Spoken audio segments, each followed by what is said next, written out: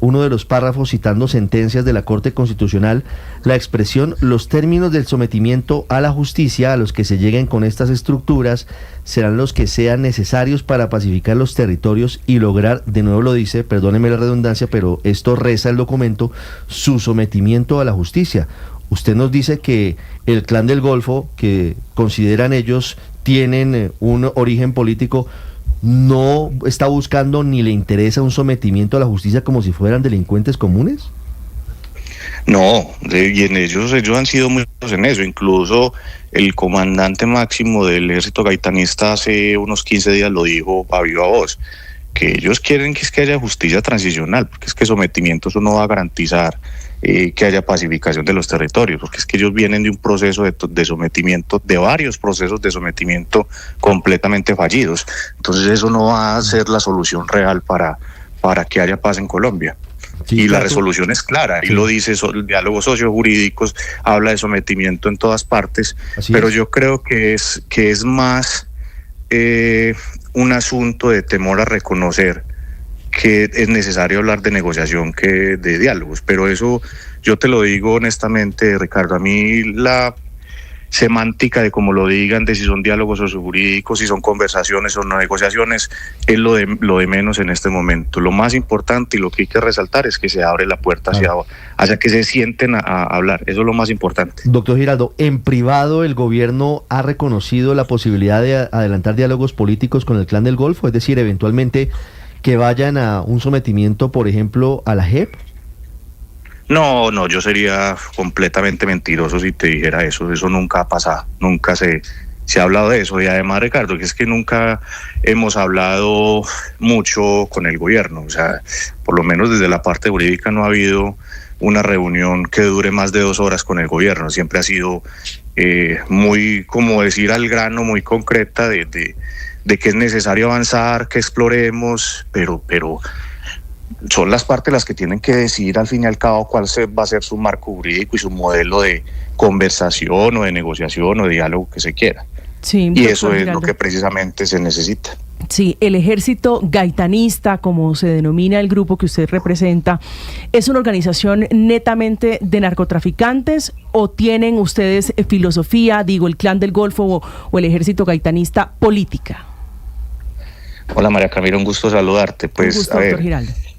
No son, yo sé que es difícil entenderlo, pero no son narcotraficantes.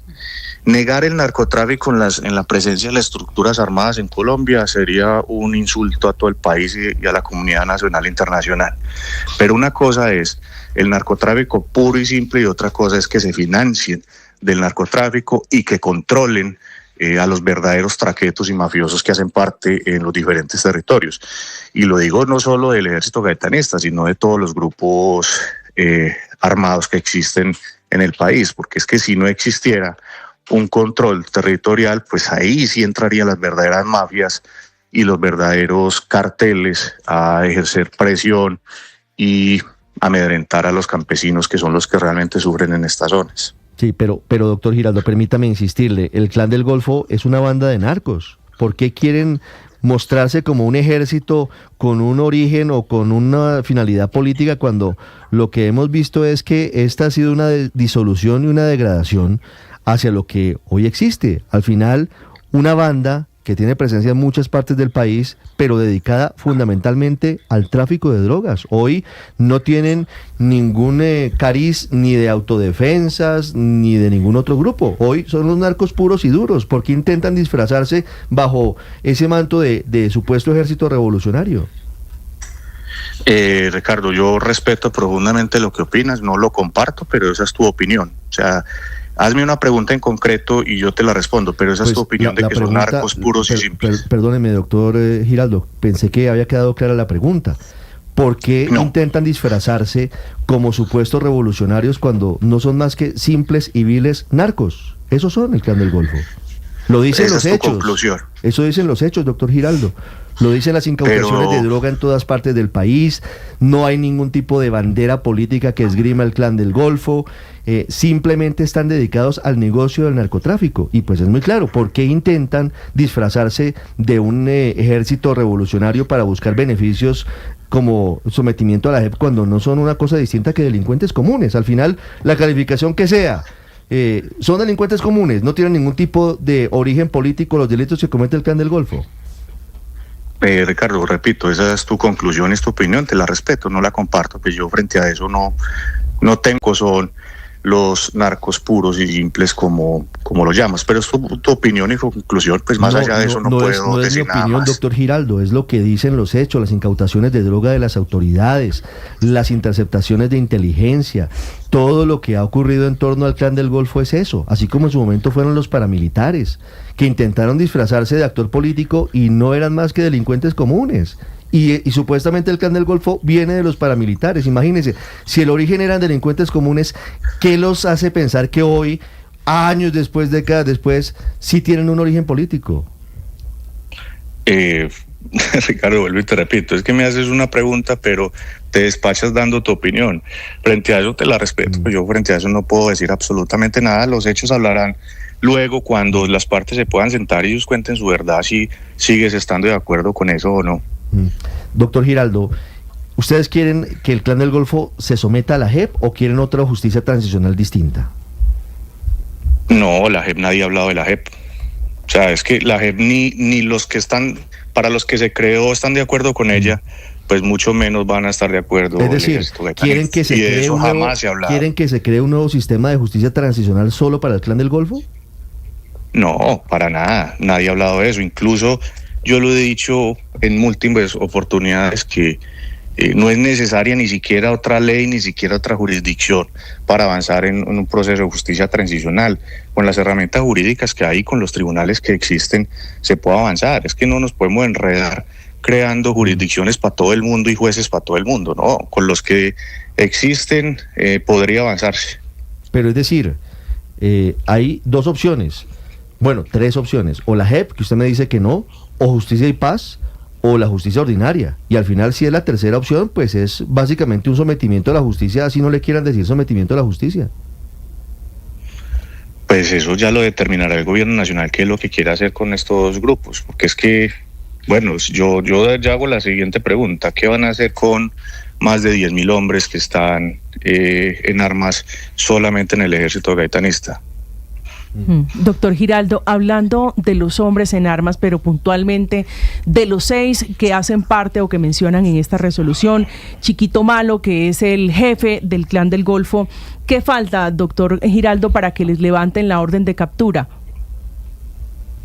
Pues la verdad, ya es voluntad del gobierno nacional. No sé, desconozco si habrá enviado las solicitudes a la Fiscalía General para que la fiscal general analice la petición del gobierno, porque recuerde que no es potestativo del presidente suspender órdenes de captura. Eso es única y exclusivamente una competencia de la nueva fiscal general de la Nación, y ella deberá hacerle su análisis jurídico y su verdadero estudio de si se puede o no se puede. Eso es una competencia exclusivamente de la fiscal. Lo que sí es claro en la resolución es que la resolución, creo que la 297, habla de que se solicitara.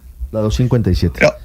Pero hubo una del 22 de julio que es donde expresamente dice que se va a solicitar a la Fiscalía General de la Nación la suspensión de las órdenes de captura que haya lugar.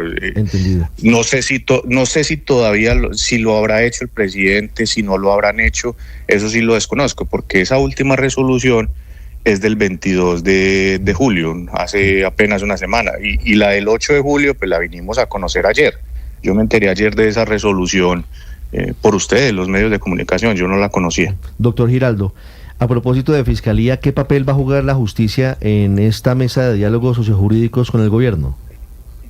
Pues tiene que jugar un papel fundamental, no solo la justicia, sino toda la comunidad. Es que un proceso de paz no puede ser selectivo de sentarse con unos poquitos actores, y cuando hablo de actores de conflicto somos todos, no solo los que están en armas, sino la sociedad civil, las víctimas, la justicia, en fin, todos tienen que estar presentes, porque es que tenemos que avanzar en eso, Ricardo, si no aquí vamos a seguir en conflicto otros 60 años y yo no sé. Yo no veo otra salida más que o exterminarlos a punta de bala, lo cual ha sido un completo fracaso ya demostrado, o sentarse con todos los grupos y avanzar hacia la paz. Es que el tema no es, yo creo que el término del paz total ha estado desgastado por tanto uso y abuso de algunos grupos armados frente a esa prerrogativa del Estado, pero la Corte ya se lo dijo al presidente, es que es una obligación suya porque se dé la paz en Colombia. Entonces hay que avanzar en eso. Yo sí lo veo un mensaje muy positivo de que por lo menos es un paso adelante que dio el gobierno, que no es fácil por tanta estigmatización, de avanzar y sentarse con ellos a dialogar, llamémoslo dialogar para que no crear tanta polvareda, mejor dicho. Sí, doctor Giraldo, usted dice que el Clan del Golfo se llama, según ustedes, Ejército Gaitanista. ¿Contra quién combaten? ¿Por qué consideran, cuáles son los postulados de ese grupo que los llevan a considerar que sí tienen un origen político? Ricardo, ahí sí te tengo que hacer nuevamente la claridad. No son ustedes como lo llaman, ellos se autodenominan Ejército Gaitanista de Colombia y ellos combaten por muchas cosas. Ellos hablan de sus comunidades, de sus campesinos, frente a los otros grupos armados, otros actores que abusan de la población, de las comunidades, en fin, ellos tienen sus propias convicciones que son realmente interesantes. A ver, y esto lo digo no solo de ese grupo, usted analiza los estatutos y proyecto político de otros grupos armados y son interesantes. Que se cumplan, que solo estén en el papel, pues eso ya es otra cosa. Pero que tienen su ideología, sí la tienen. Doctor Giraldo, ¿Otoniel va a formar parte de esta mesa de negociaciones desde Estados Unidos? Ellos lo pidieron el año pasado, si mal no recuerdo, que pudiese estar el comandante Otoniel con ellos, y ellos lo respetan mucho, pues fue su comandante máximo. Lo respetan, y de verdad pues sería muy importante y necesario que él estuviese, pero uno tiene que ser realista. Si no pudo la guerrilla, las FARC, traer a Simón Trinidad con todo el apoyo del gobierno nacional de ese momento, del presidente y la comunidad internacional, pues menos va a poder el Ejército Gaitanista, que ha sido tan estigmatizado y poco conocido. Pues eso, la realidad es esa, pero de que fuese importante, sería importantísimo que estuviera. Sí, 7:13 minutos. Es Ricardo Giraldo, abogado del Clan del Golfo. Sí, permítame hacerle, Ricardo, una última pregunta al doctor Giraldo sobre la voluntad de paz, porque esta resolución, doctor Giraldo, habla de muestras de voluntad, de gestos del Clan del Golfo o del Ejército Gaitanista. ¿A qué están dispuestos estos hombres? Usted habla de 10.000 hombres alzados en armas, doctor Giraldo. ¿Qué están dispuestos a dar? Pues que han dado las muestras que dicen las resoluciones, la 257 y 297, pues son muy claras en que se deben mostrar hechos de paz, y ellos lo han demostrado mucho. Pues recuerde que mañana van a cumplirse 2 años desde que ellos decretaron un cese unilateral al fuego de acciones ofensivas contra la fuerza pública, y lo han cumplido. Se han enfrentado, sí, pero son acciones defensivas, y eso ha sido completamente demostrado. ¿Qué quieren ellos o qué van a comprometerse en ellos? Hacer una verdadera paz que sea seria, o sea, que sea creíble. No es hablar de paz y poniendo carrobombas, ni tomándose en un pueblo, ni atacando estaciones de policía. No, si se sientan a hablar de paz es porque van a tener hechos reales de paz. Hechos reales de paz. ¿Incluye la posibilidad de devolver un porcentaje de los bienes adquiridos con dineros del narcotráfico, doctor Giraldo? Pues eso tendrán que definirlo. Pues supongo que la reparación a las víctimas, estoy completamente seguro, la reparación a las víctimas es un tema que es primordial para este grupo al que represento. La forma en que se hará la reparación, pues se dará cuando estén sentados en la mesa de diálogo, de negociaciones, como lo llame, pero sí es una prioridad de ellos y lo han manifestado. Sí, doctor Giraldo, ¿es casualidad que ustedes se autodenominen, bueno, los hombres a los que usted representa, para ser rigurosos, por supuesto, Ejército Gaitanista, y una de las negociadoras del gobierno sea María Gaitán, nieta de Jorge Eliezer Gaitán? Pues yo la señora Gaitán no la conozco, pero me parece maravilloso que va a estar ella. O sea, solo por ser la nieta de Jorge Eliezer Gaitán, le va a dar, digámosle, un impulso moral a este grupo armado para que puedan sentarse con más tranquilidad, porque si ellos dicen que Eliezer Gaitán es su ideólogo, por decirlo de esa manera, por a la persona a la que sigue sus ideas, en fin, y va a estar la nieta sentada, pues eso va a ser un espaldarazo importante a un proceso de negociación con ellos. Eso es bastante llamativo y me parece supremamente acertado de parte del gobierno nacional. No sé cómo es la señora, jamás he hablado con ella. No sé si vaya a ser antes una piedra en el zapato para una negociación. Ella ha sido si vaya crítica, a avanzar, no sé. Ella ha sido crítica, por ejemplo, con el Clan del Golfo por el uso de la alusión a su abuelo Jorge Eliezer Gaitán. Dice que no tiene ningún sentido que se autodenominen ejército gaitanista. Bueno, ella se lo podrá decir a ellos frente a frente el por qué no tiene ningún sentido, y ellos le dirán a ella por qué sí se llaman ejército gaitanista. Eso sí ya es un asunto que le va a competir a ellos sentados frente a frente. Doctor Giraldo. Pero es interesante y llamativo. Llamativo, sí señor, llamativo. Gracias, doctor Giraldo, ha sido usted muy amable.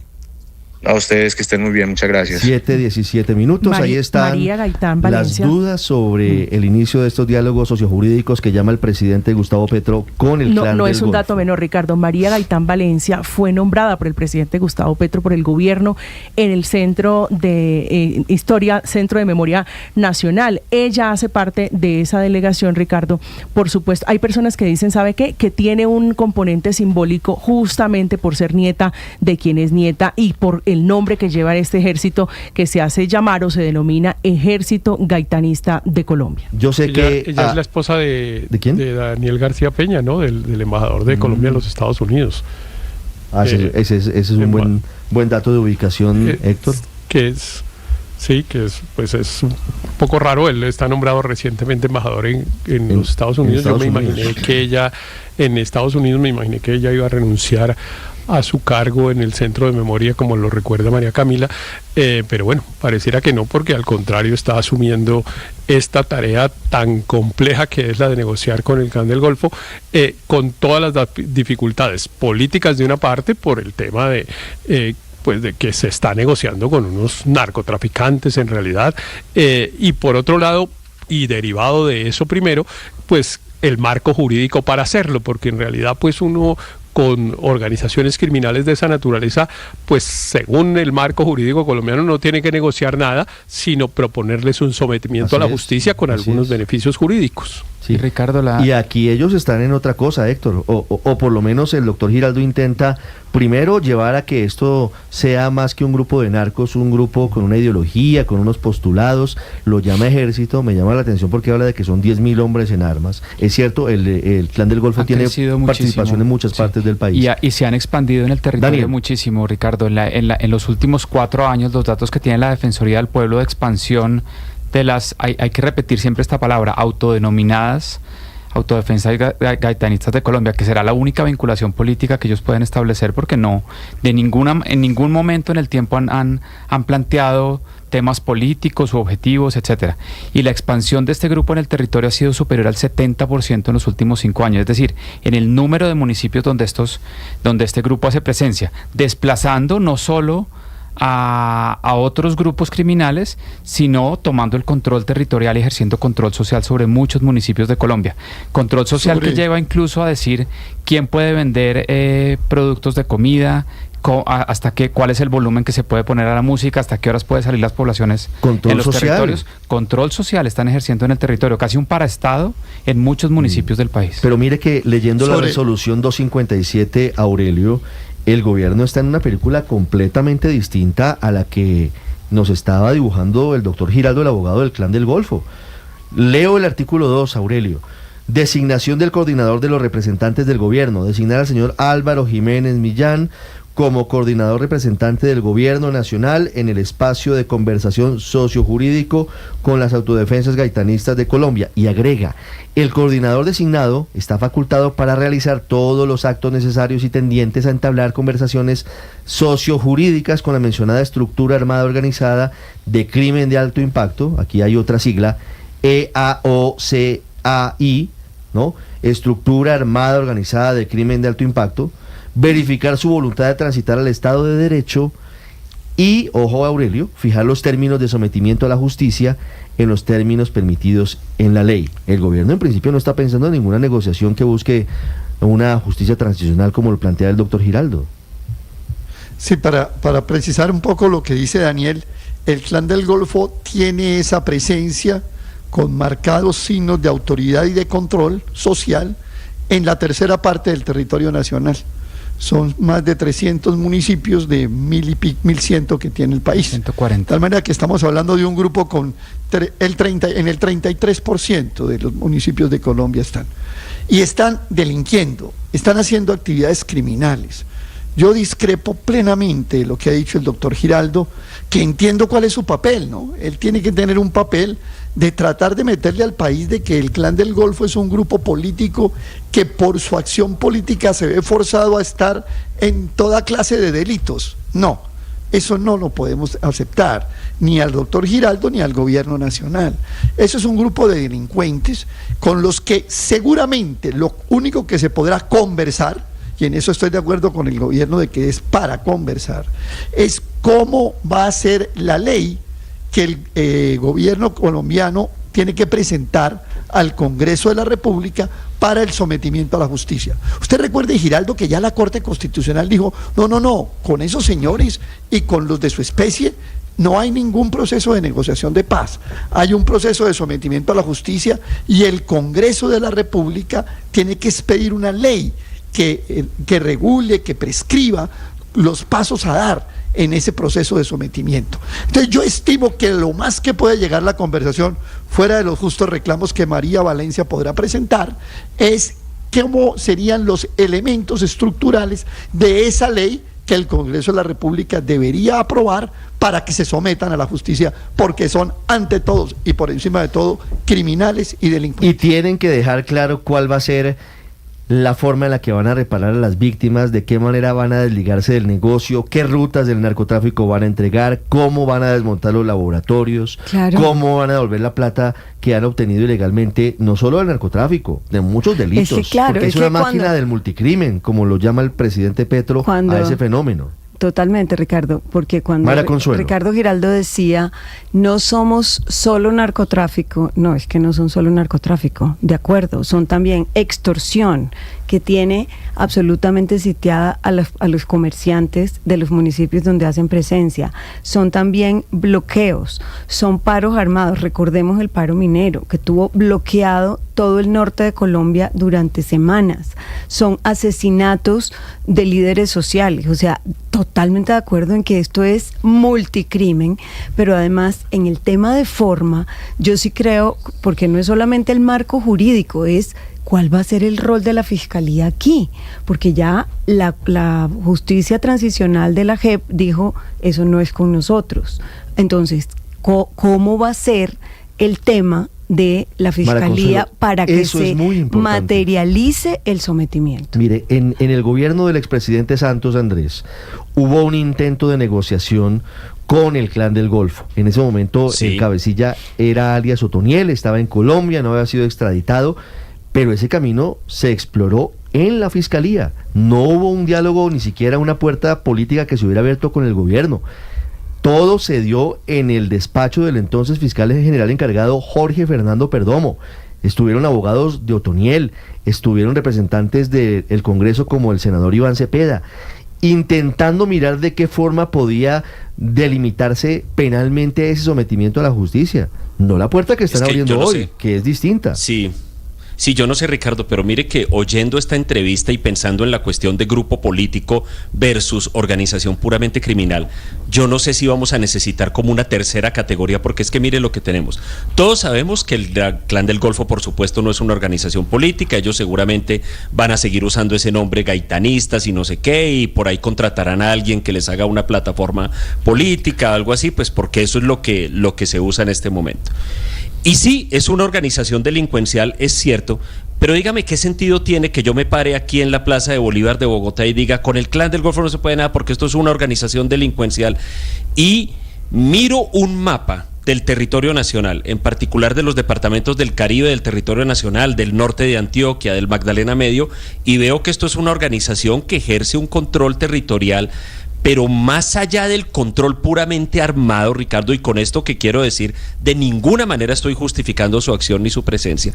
Todos los testimonios indican que esos grupos y otros que les son similares tienen un grado de funcionalidad en el ejercicio de la autoridad con la población y de la regulación de la vida cotidiana con la población que no tiene el Estado colombiano, que no llega a esos lugares y que no se puede desconocer. Entonces no son una organización política en el sentido de que un día se hayan levantado en armas porque consideraran injusto al Estado colombiano, claro que no lo son, pero no son tampoco puramente una organización criminal como lo sería un puro cartel del narcotráfico estilo el de Pablo Escobar, o como lo sería una banda que roba bancos en Bogotá o algo así. Creo que nos va a tocar buscar una tercera categoría, y digo no necesariamente para dar beneficios, sino para reconocer una realidad que existe en Colombia, y es que hay organizaciones armadas cuyo arraigo funcional en la vida de muchas comunidades es un hecho, y es un hecho que nosotros mal hacemos en seguir desconociendo desde, como le decía ahora, desde la Plaza de Bolívar de Bogotá, que muchos saludos a esta ciudad en su cumpleaños, que también a pesar de no ser de acá, la adoro con el alma. Un datico chiquito, Ricardo. Gracias. Mire, según un informe de la Defensoría del Pueblo, las autodenominadas autodefensas gaitanistas de Colombia pasaron de tener presencia en 213 municipios en 2019 a 392 en 2024. No, pues eso es casi una tercera parte. De la tercera parte. Una tercera parte del país, Héctor. Claro, es que yo sí creo, yo estoy con Andrés, que realmente esa clasificación entre delincuentes políticos y delincuentes comunes, que es una distinción decimonónica y absolutamente anticuada, eso prácticamente en ninguna parte del mundo se utiliza, en Colombia la seguimos usando y seguimos dándole mucha importancia. Empezamos con si se le da reconocimiento político al ELN y el gobierno se lo ha dado, y que si le va a dar reconocimiento político a tal o cual otro. Eso en el mundo, digamos, lo que se trata son normas de derecho internacional humanitario a las que se les aplica el criterio de si hay o no con ellas conflicto armado, en la medida en que tengan lo que estaba diciendo Daniel, justamente presencia e incluso dominio territorial en algunas zonas del país. Entonces ahí yo creo que nosotros tenemos algún día que ajustar nuestro ordenamiento jurídico para actualizarlo. Mire, pero además déjeme decir esto, señor Ricardo, el dato que le di hace un rato no es un dato menor, y no es, digamos, solo el chisme de que María Valencia sea esposa de Daniel García Peña. Es que normalmente estas negociaciones con organizaciones como el Clan del Golfo dedicadas al narcotráfico tienen el ojo avisor de los Estados Unidos, y el monitoreo de los Estados Unidos. Buena parte del trabajo de un embajador en los Estados Unidos en Colombia es explicarle a las autoridades norteamericanas pues en qué consiste la negociación, cuáles son los beneficios, qué es lo que va a pasar. Y la esposa del embajador está negociando con una organización de narcos en Colombia.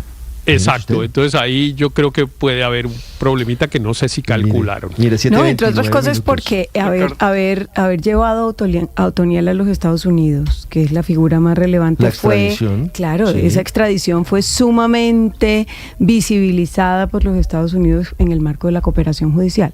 Entonces, pues hay que ver también cómo queda esa cooperación judicial. Mire, controla la minería ilegal, tienen casos de explotación sexual, homicidios, masacres, es decir, lo peor de todos los grupos, incluidos los paramilitares, lo tiene el Clan del Golfo. Y un oyente que conoce del tema me dice, mire, eso se llama gobernanza criminal, lo que tienen ellos. Y eso es muy serio, Álvaro, porque obviamente tienen motivos militares, socioeconómicos, pero al final, y así nos duela y nos moleste porque no es deseable, tienen al fondo un tema político, controlan políticamente incluso espacios en algunos municipios del país. Claro, tienen control territorial.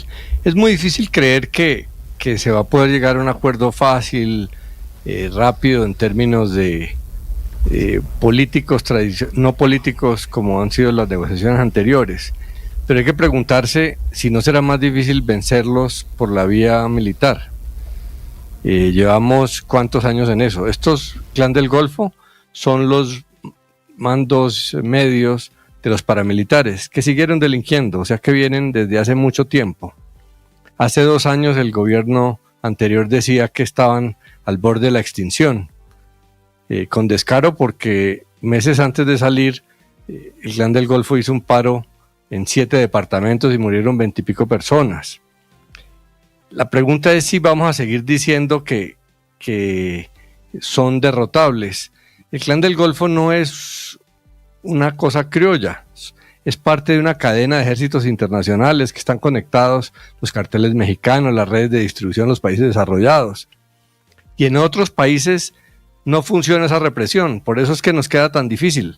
En México no funcionan para nada, en Estados Unidos no funcionan, ni en Europa, ni en Venezuela ni Ecuador, por donde sale parte de la coca. Y nos quedamos nosotros con la peor parte, porque aquí sí ejercen control territorial, y si uno va a comparar en muertes y en desolación y en daño y en corrupción, lo que deja este pedazo de la cadena con el resto pues es mucho mayor acá. Y el negocio no solamente crece, la oferta ha crecido enormemente, lo dicen los europeos, que está entrando mucha más coca y que la calidad y la pureza ha subido mucho. Entonces, ¿qué vamos a hacer? Diciendo lo mismo, que el Clan del Golfo está al borde de extinguirse. Tenemos que intentar algo, porque es decirle mentiras al país, que solo la represión armada funciona. Con las guerrillas ha funcionado un poco porque tenían una motivación política y hubo manera de desactivarlas. Sí, y para no decir pero como mentiras, Andrés, también hay que decir, como decía Andrés, en tres doritos, difícil, Ricardo, sí, pero Álvaro. Paula, es muy difícil Álvaro, seguir diciendo que son simples narcotraficantes cuando dominan territorios, enfrentan al ejército, no simplemente atacan un convoy de la policía, sino que enfrentan al ejército. Entonces, ¿qué vamos a hacer? Creer en esas negociaciones es difícil, pero es más difícil seguir tapándonos los ojos diciendo que con la represión militar es suficiente. 7:33, Paola, para finalizar. Sí, tengo noticias de Venezuela. En segundos hablamos de la polémica que hay por el cobro de valorización en la vía entre Barranquilla y Cartagena, me decía Paola.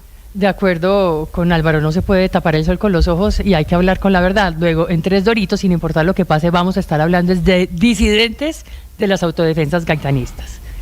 Porque ese negocio del narcotráfico nunca se va a acabar.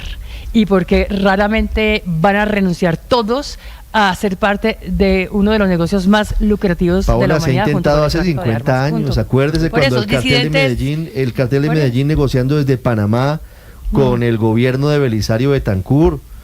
1000 veces se ha intentado, 1000 veces. Y con lo cual también no es conveniente pensar y analizar qué es mejor, por lo menos tenerlos unificados o empezar a generar estos grupitos por municipio, como tenemos con las disidencias, que ya hay 32. Al final puede eventualmente no ser tan nocivo que se busque ese diálogo con el Clan del Golfo. Aurelio, para finalizar, 7:34. Sí, pero por vueltas que le demos, por nombres que le pongan, por moderaciones que tengamos, por reivindicaciones que hagamos de la paz sobre la guerra, esto tiene que ir a una ley en el Congreso. Claro, tiene que ir a un sometimiento. Así, sí. Entonces, todos estos elementos que ha dicho el doctor Giraldo, que dirán en Estados Unidos, que diramos en esta mesa, todos van a la ley. Sin ley de sometimiento a la justicia de estos grupos, no hay una incorporación ajustada al orden constitucional o al orden jurisdiccional del país, a no ser que lo cambiemos. Y entonces resulta que ahora volvimos a la tasa moral de cambio, y es que para que dejen las armas, el Estado colombiano vuelve y cambia normas y absorbe a los que se han levantado en armas, creándole espacio a otros que vengan a hacer lo mismo para lograr lo mismo. Ricardo, brevemente una recomendación. Mire, muy brevemente una recomendación. Si uno quiere entender cuál es el tipo de presencia territorial y relación con la población que estas organizaciones tienen, no solo en Clan del Golfo, pero principalmente, mire, le recomiendo una columna del profesor Gustavo Duncan en El Tiempo el 18 de junio que se llama Conversaciones de Taxi. Es una de las columnas más extraordinarias que he leído sobre este tema y sin duda una de las más extraordinarias que he leído este año. No se refiere al Clan del Golfo, sino a los combos de Medellín. No les digo qué dice, porque eso es, como dicen ahora, un spoiler de la película, pero lo deja uno con la boca abierta, entender cuál es la realidad de la relación entre estas organizaciones y la población, que va mucho más allá de una simple presencia criminal, y esto lo digo sin ánimo de defenderlos. No, y en muchos sitios del país forman parte de la comunidad. Algunos de los integrantes de los grupos ilegales son integrantes también de la comunidad o tienen familia en la comunidad, y por eso es tan complejo, tan difícil lograr una paz definitiva en diferentes regiones de Colombia. 7:36, ya regresamos en Mañanas Blue. Les contamos el último pronunciamiento de la Unión Europea sobre Venezuela y ya hablamos sobre la valorización polémica en la vía entre Barranquilla y Cartagena, que hoy tiene debate político y que tiene al presidente Petro trinando esta mañana. Blue Radio. Escanea este código y suscríbete a nuestro canal de YouTube, @Blue Radio Co. Y disfruta y participa de la programación de Blue Radio. Blue Radio, le ponemos cara a la radio. Blue Radio, la alternativa.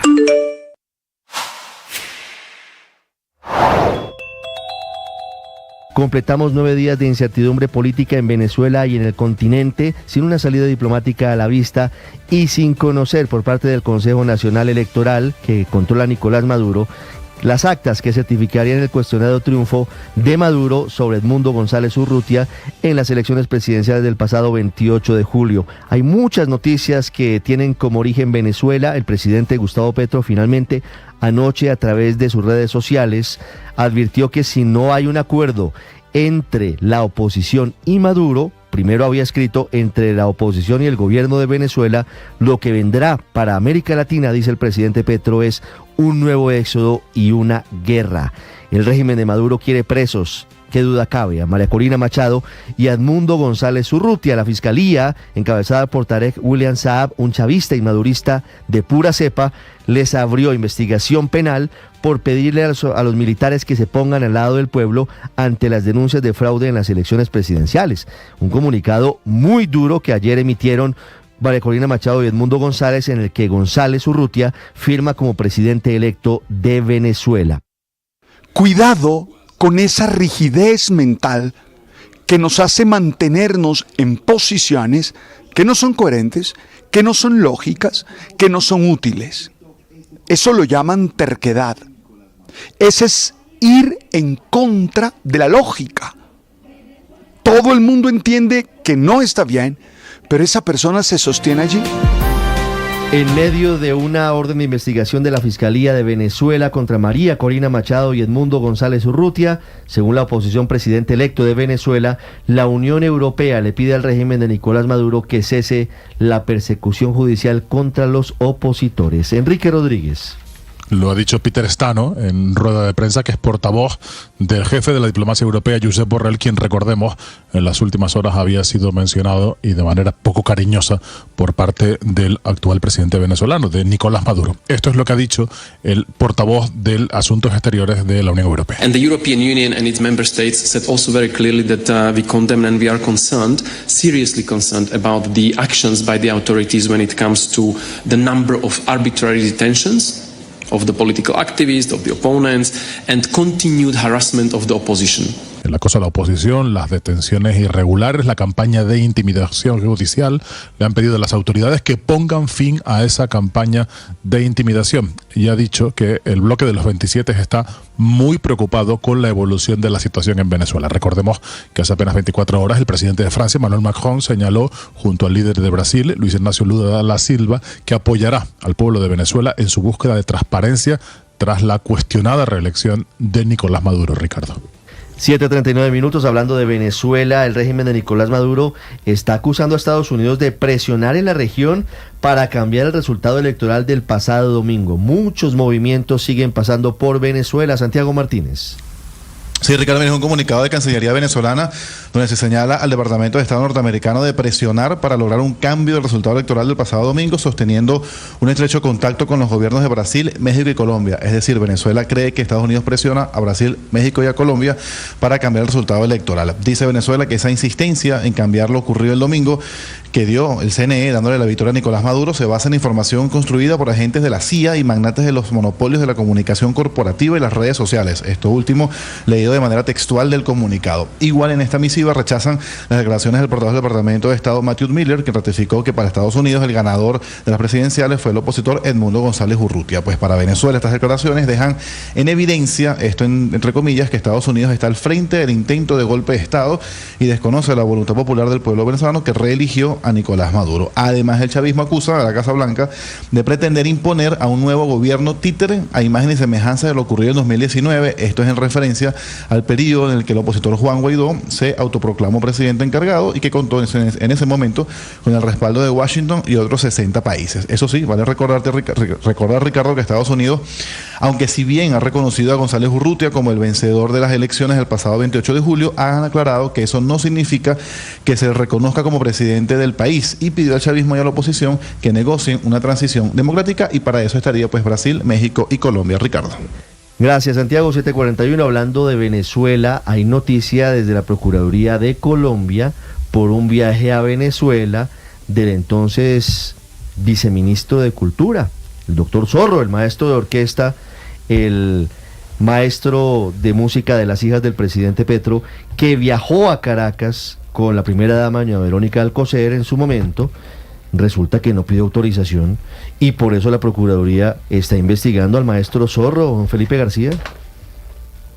Sí, señor, este viaje, recordemos, fue el pasado 31 de enero de 2023 y llevó a la Procuraduría a que le formulara pliego de cargos al viceministro de Cultura Jorge Ignacio Zorro. Pliego de cargos por haber hecho sin un acto administrativo suscrito por autoridad competente para realizar la comisión al exterior. Revisado el manual de funciones, dice la Procuraduría, para el cargo del viceministro de la Creatividad y la Economía Naranja, no tiene atribución para delegarse o atribuirse ese tipo de comisiones y sobre ese viaje tampoco aparece en el expediente ni en los canales electrónicos algún acto administrativo que otorgara al funcionario la Comisión de Servicios a Venezuela en esa fecha, por lo que se trataría, Ricardo, de una extralimitación de sus funciones. La situación para el funcionario, dice la Procuraduría, se complica con la firma de un acuerdo el 3 de marzo de 2023 a título de ministro de Cultura encargado, sin que hubiera sido nombrado ni posesionado en dicho cargo, pues solo 3 días después de su refrendado el acuerdo jurídico se produjo finalmente el nombramiento y posesión como ministro, y por estos hechos entonces el Ministerio Público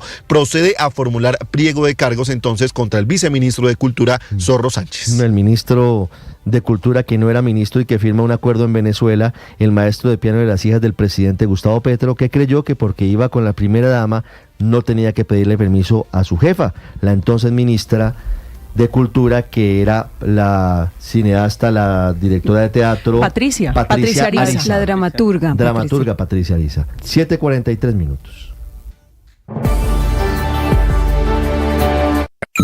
Escanea este código y suscríbete a nuestro canal de YouTube, @Blue Radio Co. Y disfruta y participa de la programación de Blue Radio. Blue Radio, le ponemos cara a la radio. Blue Radio, la alternativa.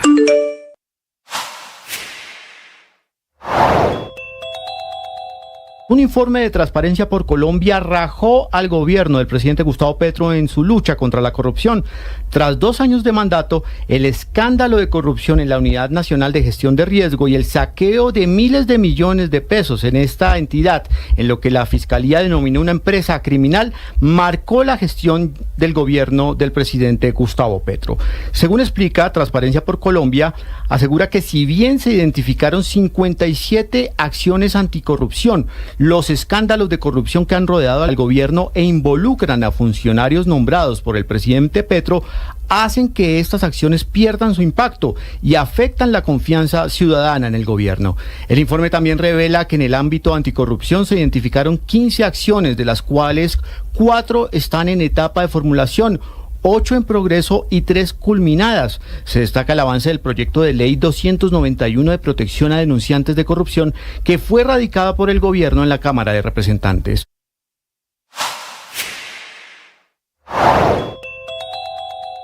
Estados Unidos está aclarando cuál es su posición frente a Nicolás Maduro y frente a Edmundo González Urrutia, lo cual abre la puerta a escenarios sobre los cuales se ha venido avanzando, y es la posibilidad de que haya una negociación por debajo de la mesa. De hecho, si uno revisa cuidadosamente las declaraciones de altos funcionarios de la administración Biden desde la semana pasada, cuando Brian Nichols dijo en la sesión del Consejo Permanente de la OEA que Edmundo González había ganado, hasta el día después, cuando el mismo Anthony Blinken, a través de un comunicado extenso, también dijo que Edmundo González había ganado.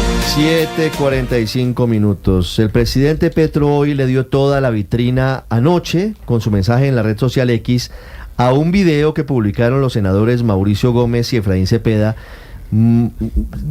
citando al debate de control político el día de hoy, que se adelantará en el Senado de la República, a la ministra de Transporte María Constanza García, para que explique de qué manera y por qué ahora el gobierno le va a pedir que cobren y que paguen valorización todos los dueños de predios en la vía, toda la vía de Barranquilla a Cartagena. ¿Le puedo hacer un comentario? Pero si esa vía no la han terminado. Esa vía lleva no sé cuántos años lo hemos dicho, haciéndose. Es una vía de un carril de ida y de un carril de vuelta. Yo la acabo de recorrer el fin de semana pasado y lo mismo. Sí, yo no entiendo cuál es la presión, porque si tú me dices, no, es que está terminada, es extraordinaria, pero no la han terminado. Entonces no entiendo qué es lo que quieren aquí. Además que me parece injusto ya no solo los peajes, sino el tema de la valorización. Pero además de eso, padre, hay algo que llama la atención, Vanessa, en Barranquilla, y es que el presidente Petro dice que solamente los ricos, él obviamente sigue con su discurso de lucha de clases, él dice que solamente los ricos pagarían ese impuesto de valorización. La verdad es que, Vanessa, lo van a pagar todas las personas que tengan un pedacito de tierra grande, mediano o pequeño en la vía entre Barranquilla y Cartagena. Ricardo, y es que hay mucho que contar de esto, vamos por partes. Lo primero es que en horas de la noche el presidente Gustavo Petro reaccionó al trino que en horas de la tarde había publicado el presidente del Senado, Efraín Cepeda, y el senador por el Atlántico, Mauricio Gómez, sobre el debate de control político que se hará hoy a la ministra de Transporte en el Congreso de la República. Y dice, abro comillas, ¿por qué la población rica, la mayoría extranjera que vive en condominios estilo La Florida, no devuelve parte del dinero de una obra hecha por la nación y que les valorice los predios individuales? Sigo con el trino. ¿El dinero público es acaso, según el presidente del Congreso, para enriquecer a los ricos y no para los pobres del Atlántico y Bolívar?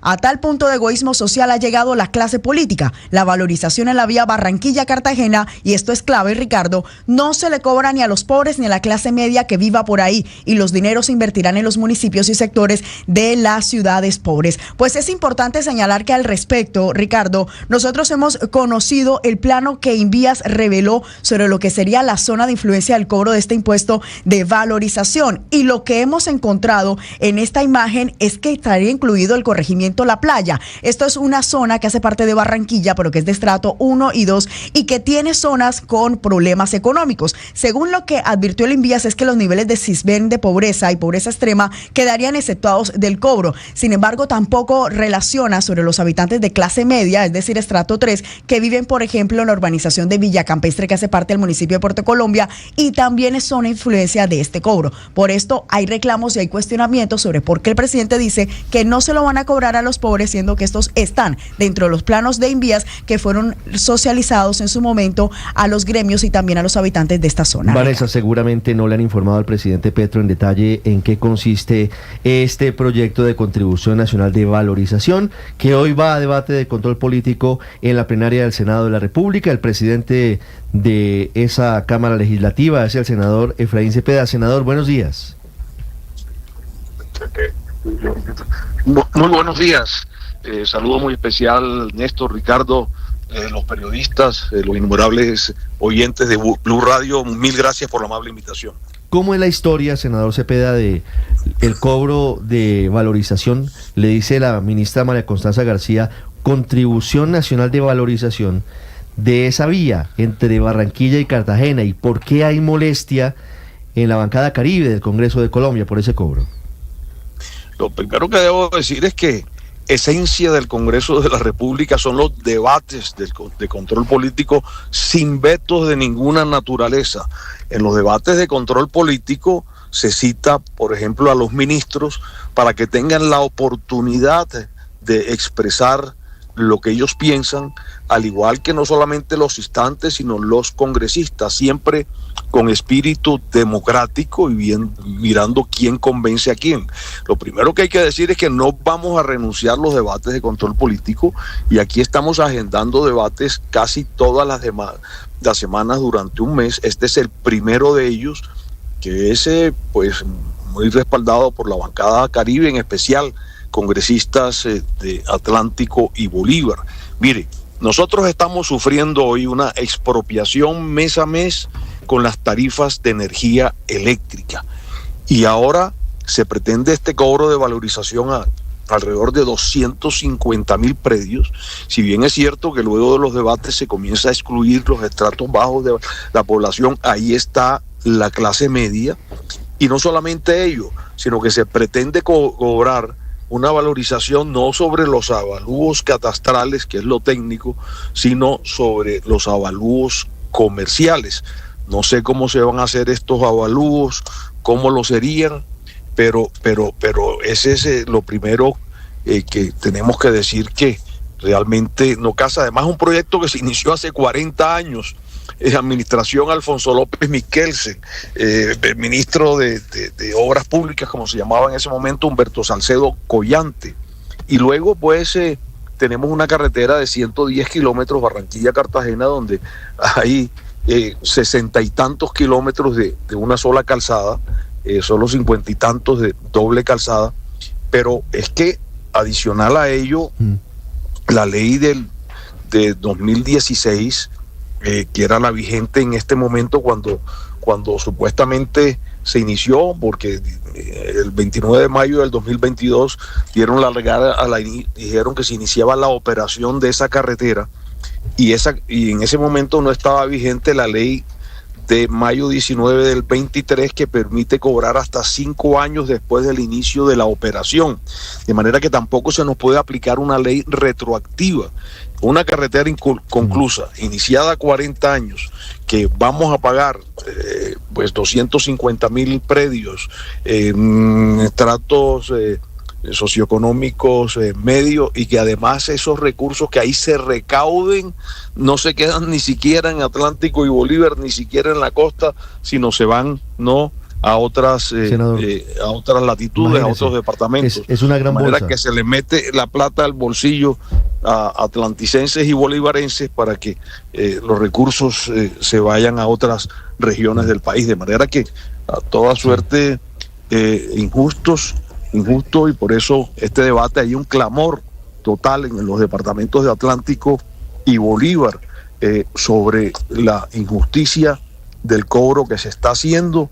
Estamos hoy sirviendo como de conejillo de indias sobre un proyecto que según el Ministerio de Transporte fue entregado, inconcluso, pero fue entregado, y pues la ley no es retroactiva, y esos son los puntos que vamos a defender en el día de hoy. Y la clase media sí está siendo grabada de manera clara, y ahí está en el documento que expide el Ministerio de Transporte. Usted nos dice que son 250.000 predios en la vía entre Barranquilla y Cartagena que serían grabados con esta contribución nacional de valorización. El presidente Petro dice esta mañana que no cuestiona los debates que son propios del Congreso, sino que cuestiona tesis como la de considerar, dice él, que no se puede cobrar una tasa de valorización a como se hace en todos los países a los sectores más ricos cuando obras públicas valorizan sus predios. ¿Esta obra efectivamente ha valorizado los predios de los habitantes de la vía entre Barranquilla y Cartagena, senador Cepeda? Mire, pero es que no solamente se le está cobrando a la vía, sino 5 kilómetros de un lado y el otro del eje de las carreteras. O sea, llega a predios urbanos que nada tienen que ver con los predios que están colocados sobre esa vía. Y repito, pues es extemporáneo el cobro porque no lo permitía la ley. De manera que y sobre una 754 es el senador Efraín Cepeda reconectando la llamada, presidente del Congreso de la República, hablando sobre el debate de control político de hoy al cobro de valorización que anuncia el gobierno del presidente Petro en la vía entre Barranquilla y Cartagena. Dice él, María Consuelo, que no solamente es a los ricos, como dice el presidente, que son 250.000 predios y que incluso toca a la clase media. Claro, porque el discurso de enfrentamiento de clases del presidente sobre ese tema lo que hace es desviar la atención de que se le está cobrando a todo el mundo, pero adicionalmente yo quiero resaltar lo que decía el presidente del Congreso sobre que la vía está inconclusa, adicionalmente, o sea, la vía está inconclusa.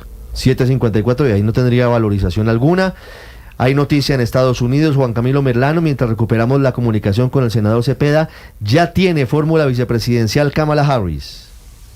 Está reportando CNN, primero lo reporta Ricardo, que se trata de Tim Walz, es gobernador demócrata por el estado de Minnesota.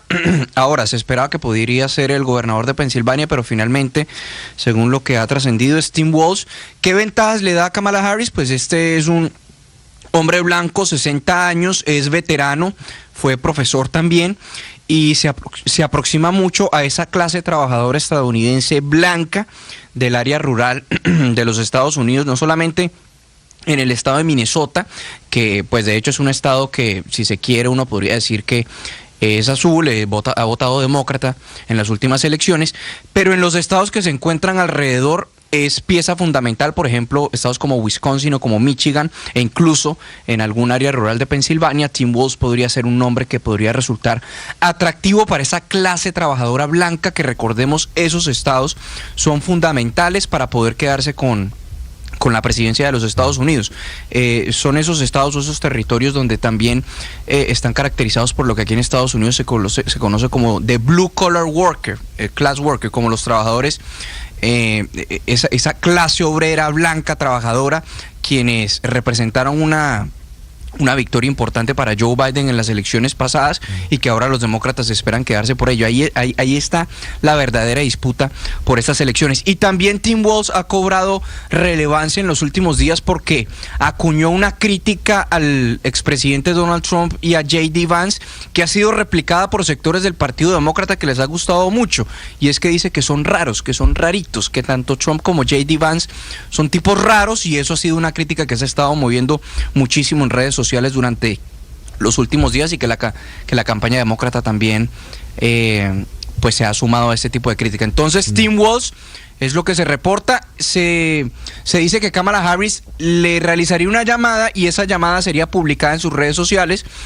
como un video publicitario, haciendo el anuncio formal que se debe esperar en los próximos minutos, Ricardo. 7:57, volveremos con el nombramiento de Tim Walz como el fórmula vicepresidencial de Kamala Harris. En segundos, vuelvo a Colombia, recupero la comunicación con el senador Cepeda. Senador Efraín Cepeda, presidente del Senado, nos contaba usted su respuesta frente a lo que estaba diciendo el presidente de la República sobre la posibilidad de que esto se haga en todos los países y las obras públicas valoricen los predios. Nos dice usted que no solamente se está cobrando esta valorización a quienes viven a la orilla de la carretera, sino 5 kilómetros alrededor, hacia un lado y hacia el otro.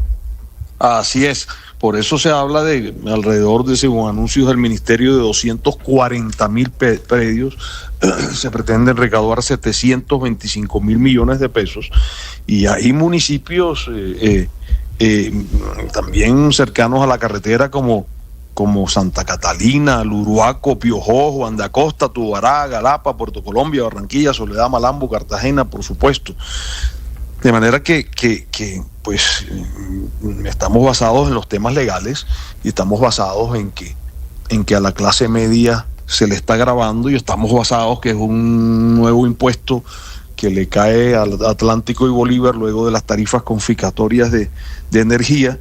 Y repito, la ley 2294 del 23, que es la que permite cobrar hasta 5 años después del inicio de la operación, inició su vigencia en una fecha posterior al supuesto y entre comillas inicio de operación del proyecto, que fue en mayo del 2022, porque iniciaron operación de un proyecto pues inconcluso, porque era lo que tenían planeado, de manera que ahí está también un vicio de ilegalidad de esa obra.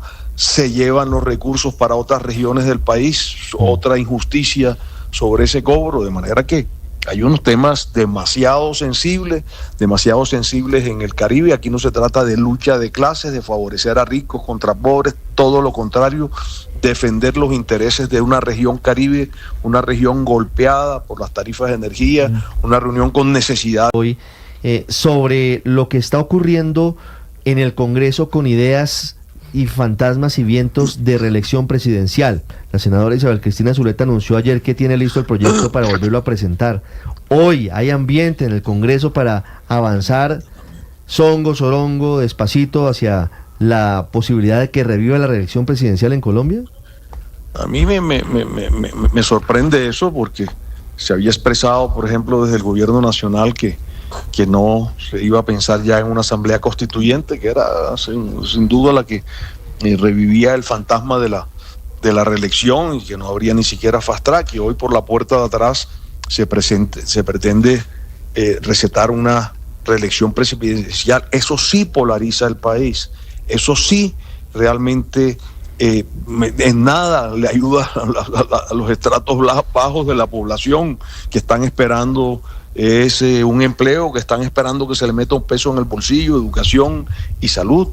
Yo creo que el país no está para la polarización, una situación difícil como la que estamos viviendo, una situación fiscal realmente extrema, tan extrema que se pretende recetar una nueva reforma tributaria. No sé a quién le van a cobrar tributos después de la reforma tributaria anterior, que llevó al límite a las empresas y a las personas naturales, y un debate de reelección presidencial, ese sí inconveniente, ese sí polarizante, ese sí que no le conviene a las clases bajas de la población.